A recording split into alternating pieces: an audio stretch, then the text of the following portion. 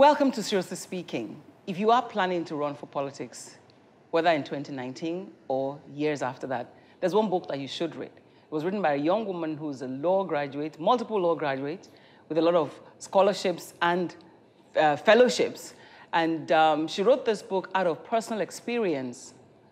And that personal experience is something that reads more or less like a comedy or a tragic comedy. But as we run down towards May 29, like we always do on this show, that we do everything politics, I've decided to give opportunity to those people who keep complaining, I can't run for politics, to hear from the horse's mouth, someone who's done it before, and will give you insights into it. I'll be right back on Seriously Speaking, if you don't go away. Yes, welcome back. I'd given a little insight into her background, but the truth is, this young woman, if you see her on the street, you wouldn't believe the kind of power or the punch that she packs with her thoughts and her ideas. Her name is Ayisha Osori.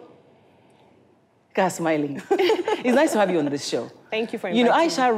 Ayisha ran for the Abuja municipal, running under PDP in 2015. Yes. And then out of that experience came this book. Now, this book, the title, first of all, catches you. It says, Love Does Not Win Elections. Now, the cover says, this book is a baton. Those who are contemplating politics in Nigeria would do well to pick it up. That's a comment from Femi Faweimi. And it took me a few hours to read this book. I laughed, I cried, But when you were writing it, what was your intention when you were writing this book? My intention was multiple. To be honest, I mean, after running and losing the primaries, I went through a lot of emotions. Just primaries? Just the primaries. Very. But I was traumatized by what I had learned because, I'd considered myself a fairly exposed and educated Nigerian, who knew about her society and how it worked. But what I learned was so alarming, I had to share it. So in writing the book, I was thinking, one, we never document anything in Nigeria. We don't write our own stories. We don't document our experiences. So let me do that for prosperity and for other people who might want to run. Two, I realized that we use information as a barrier. Just generally, we hoard stuff.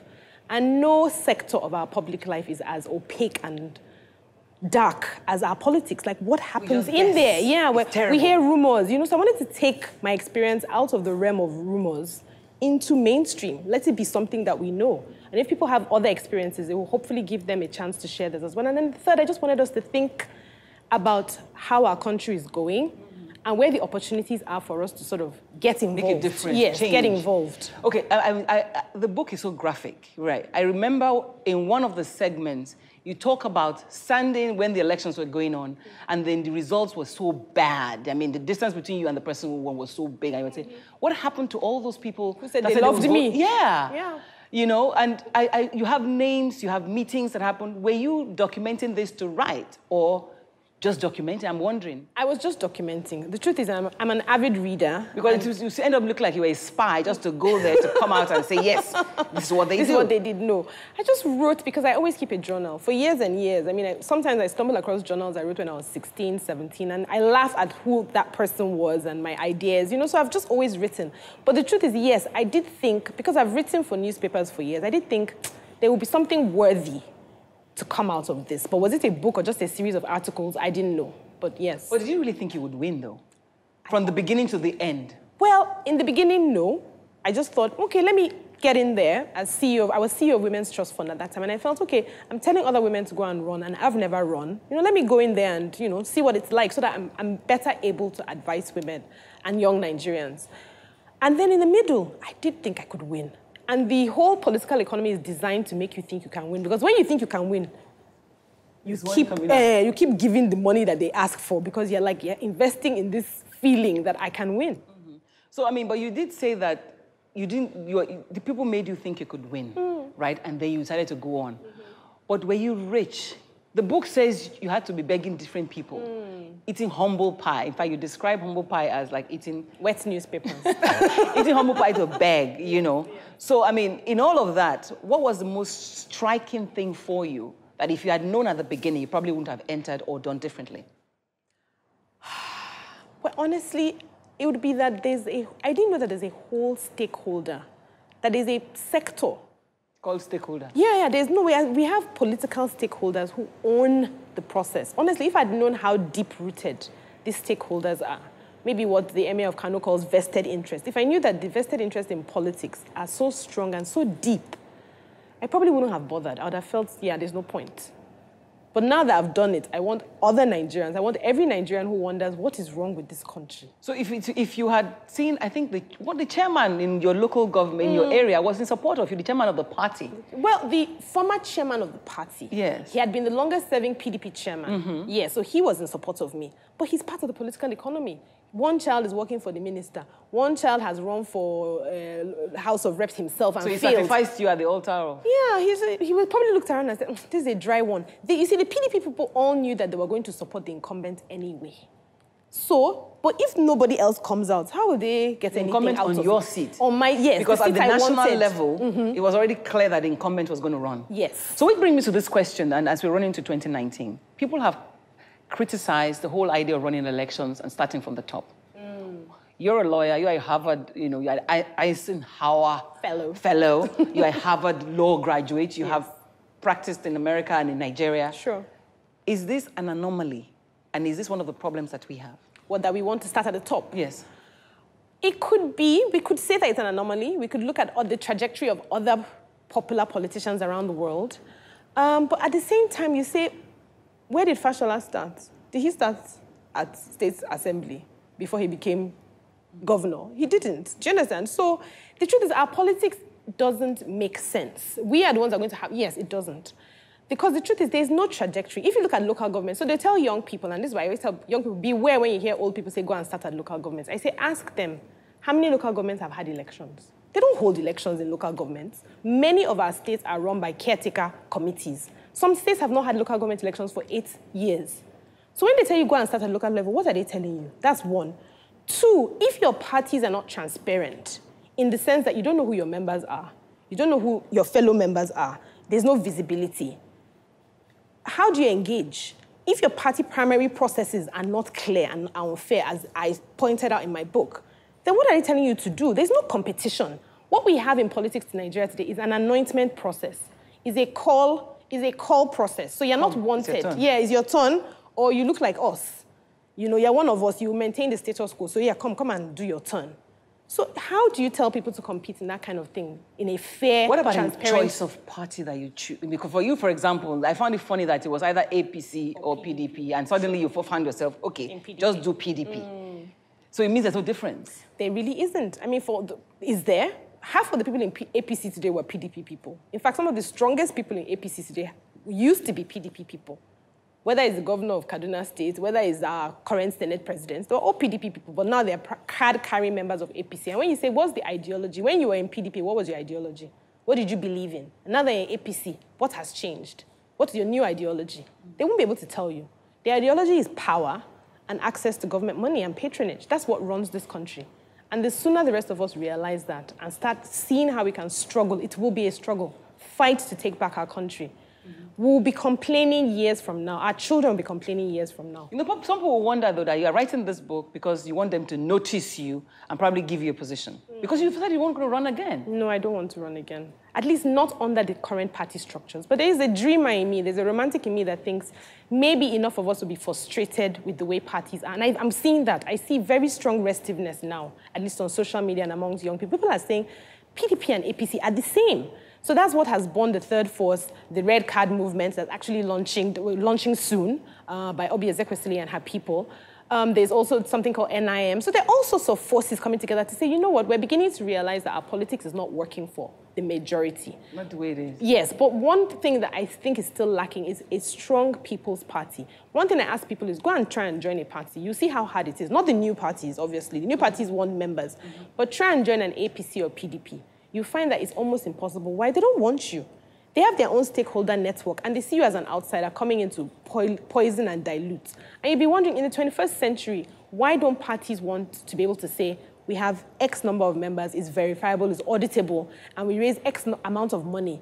They prefer the system where the parties have no money and they have to rely on godfathers and the governors to fund. And he who pays the piper dictates the tune. So what's the one word you tell somebody who wants to run? Or 2 words or 3? The one thing, don't go alone. Don't go alone. I think more Nigerians need to get in there, which is what is exciting me about where we're headed towards 2019. Don't go alone. You know, there's strength in numbers. You know, if you're really going there to do good, if you're really going there to sell an ideology or a vision of something that you want Nigeria to be or your community to be, try and go with other people. So this call of go and register for your to PVC. vote and all of that, what difference does it make? If we don't have people who are brave enough, like you try to run away, you don't want to go again. Well, I wouldn't say I don't want to run again now. I would say I don't want to run again now. Yes, never say never. I don't want to run again now. But I would say getting your PVC is the first step. But honestly, by the day of elections, by the day we're all standing around in March or February, waving our PVCs happily, 80% of the battle for decent leadership has already been lost. It's lost because of what happens in the parties. We have no say over who the parties field. So if you're looking at a black goat, a green goat, a white goat, they're all goats. And that's the sad choice Nigerians are constantly faced with. So for me, I'm saying it's not enough. Yes, it's exciting, get your PVC, but it's the first step. Towards 2023 and beyond, because we hope Nigeria will stay all our lifetime, start thinking about joining the parties. If you're not a party member, you cannot be a delegate. If you're not a delegate, you cannot choose who the candidates will be. If you're not a party member, you cannot be a candidate. So that's where to start. I'll take a break. So when I come back, we'll start building the blocks towards achieving the kind of Nigeria that we want. We're right back on Seriously Speaking. Okay, welcome back. I mean, I must show you that I really read this book. See, there are all kinds of lines and notes and things I must share with you. And pardon me if I am doing this, because I'm not selling her book, but you have to read it anyway. There's one line here that says, people like to be begged. Jamilu is one of the... Jamilu is my agent. Your agent, yes. Agent. Mm-hmm. Jamilu argued that I could not disagree with. Nigeria's politics, like its roads, was littered with people begging, kneeling, and prostrating their way into office or out of paying for their reckless drive. You know, it's like, that's one, describing the kind of people that are going to politics. Just want to lick boots. Yes, just, yeah, do anything it takes. Then you said, someone was lying to me. I knew, and the person I knew. But we finished the required dance politely and let everyone continue down their path. This after you had lost. Yeah. Somebody was telling you, don't worry, they didn't even talk to you. No. And some of them, you know, because I had two constituencies, Amak and Buari, and because we had two separate ballot boxes, even though we had asked for one, and I can explain that later. But, so the Buari people wanted me to believe they voted more for me. The Amak people wanted me to believe they voted more for me. So it was almost, do you understand? They both knew that they betrayed me, I'd lost. But they're doing this just in case you want to come back. Just in case, so I will know where to start. That wasn't me, who because is your more money... loyal to you? Where did you... Your money, exactly. Your money had gone into many hands. My money had gone into many hands that they were feeling guilty. So it shows that maybe there's a conscience. Maybe. Okay. You said something about, in politics, if I go into politics, mint banknotes are a must. Yes, so we like the newer the notes, the greater the perception of your influence in the world.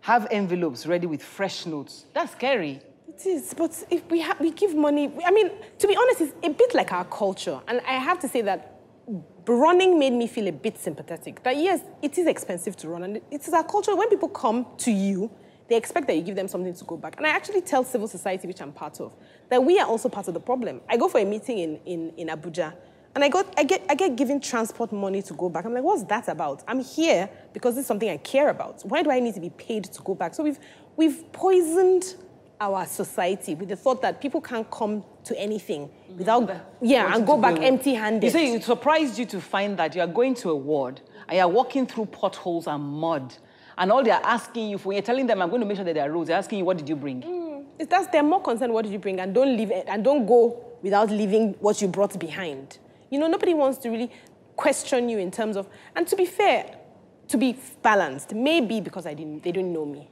You know, maybe they weren't expecting anything. How many people would you know? That means must you go where you had lived in Abuja. First of all, you're not from Abuja. I'm not from Abuja. You are from Niger State. From Kogi State. Kogi State. Yes, okay. I am. So that was one question as well. Yes. Why did I decide? Yes. Why did I decide not to run? But because I'm one of the people who think that if you're a Nigerian, you should be from wherever you want to be.